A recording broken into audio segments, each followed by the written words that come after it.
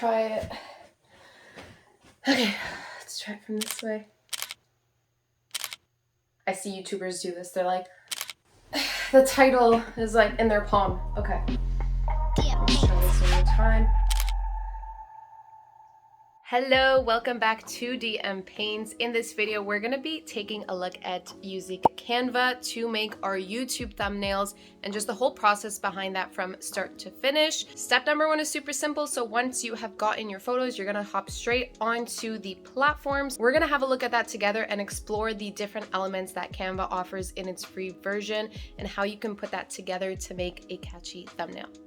Okay, so the first thing that you want to do is go on to canva.com. So you can see I'm actually already signed in here. But what we're going to do is we're actually going to have a look at the templates. Now you see there's a whole section called social media. And this is important because if you were to click YouTube channel art, for example, the dimensions are going to be different as opposed to if you click Instagram posts, because of the nature of the platforms. So that is something that Canva does for you. You can also just use the search bar, which is what I do. And I literally just type in YouTube thumbnails and it's going to pop up for me here. What I love about these thumbnails is that they're already so super vibrant and bold. So if there is something that catches your eye in terms of the photos that you have already taken, just go ahead and use that one. So I think I'm just going to go ahead with this. What I personally like about this is just how bold it is and how clean it is. That's personally what I look for in a thumbnail. So I'm going to go ahead and remove the image. Oh, and remove that image too. I'm going to leave the text for now, and I'm just going to go ahead to uploads right here, and I'm going to pop in my photo. This is the one I ended up choosing. You just want something that is catchy. I don't usually do my face, and that's because I'm doing art tutorials, but because this one is literally about making thumbnails, I thought I might give it a try. So the great thing about Canva is it's just super simple to use. You're going to go ahead and right click, rearrange. So I'm going to bring both of these elements forward.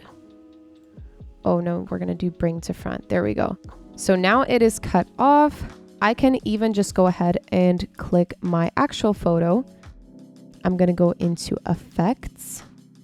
And I really like this one called Capri. Now, yes, it is a little too much here. So you can just go into the actual bar itself and we're just going to lower the intensity. I like right there. I think it's super cute, super colorful. I like my photos to be saturated. That's because I'm an artist who loves bright artworks. So this works for me. Now I'm going to click the actual background and here you're going to see the color icon. Let's just close this up so we don't get distracted.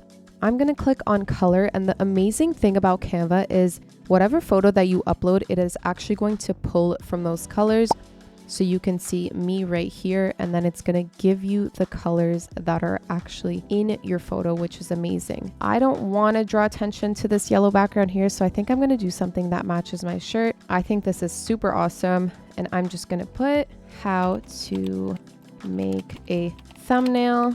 Okay, let's take out how to. We're going to figure that out later. We're going to put make a thumbnail using Canva.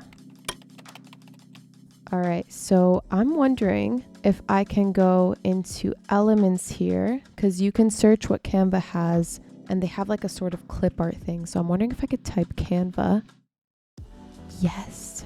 Okay, these are free. This is awesome. I'm going to use the bright one because this is actually the logo that they use and I want to draw attention. So I'm going to put that right there where my finger is pointing.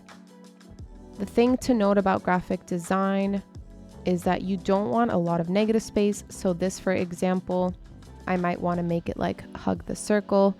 I'm going to pull the circle a little bit away from the brown.